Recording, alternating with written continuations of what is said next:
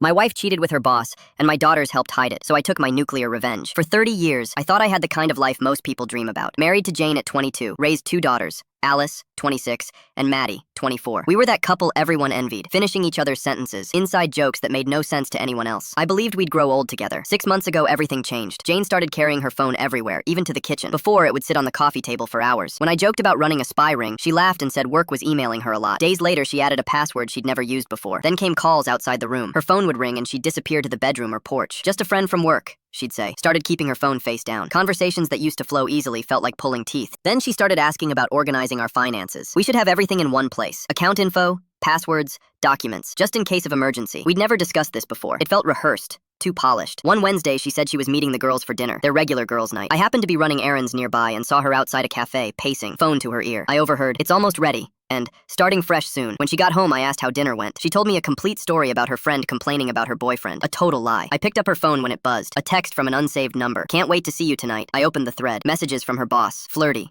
Affectionate. "I miss you. Once a week isn't enough." Jane had replied, "I miss you too." My stomach dropped. I turned on location sharing and texted Alice and Maddie. "What time are you meeting mom for dinner?" Both responded, 7, can't wait. They were lying. My own daughters were covering for her. I drove to the restaurant, found her at a table near the back with her boss, holding hands, laughing. I took a picture, drove away, and sent it to our family group chat with one caption: "Glad you're enjoying girls' dinner." Then I turned off my phone and went to my brother's house. The next day, my phone exploded with notifications. Jane called dozens of times. Maddie sent walls of texts apologizing. Alice sent one cold message: "Dad, I'm sorry you found out this way, but I think you're overreacting. Don't throw away a good marriage over one mistake." Overreacting. One mistake. I hired a lawyer immediately, started documenting everything, moved all my assets, savings, investments, the house, into a trust under my mother's name. Legal, notarized, irrevocable. Kept enough in our joint account to maintain appearances. 2 weeks later, Jane sat me down. "I think we should get a divorce." Her voice was calm, rehearsed. She mentioned needing space, feeling unhappy, deserving more. She filed Monday. The papers demanded everything. Half the house, my savings, assets, the car, plus spousal support despite her high salary. First mediation session. Her lawyer arrived with demands. When it was our turn, my attorney handed over paperwork showing all assets transferred weeks before she filed. The room went silent. She grabbed the papers, face flushing. "You planned this? You knew I was going to file and you set this up?" I didn't respond. Her lawyer tried to challenge it, but had no legal ground. I hired a PI. The report came back devastating. She'd been with her boss for almost a year. My daughters had known for months. A mutual friend sent me screenshots of texts between Jane and her boss, discussing their plan to secure her future with my money. I met with the girls separately. Maddie cried, apologized profusely. Alice was cold. "People make mistakes, Dad. You're being too harsh." I called my lawyer and revised my will. Alice and Maddie removed as beneficiaries.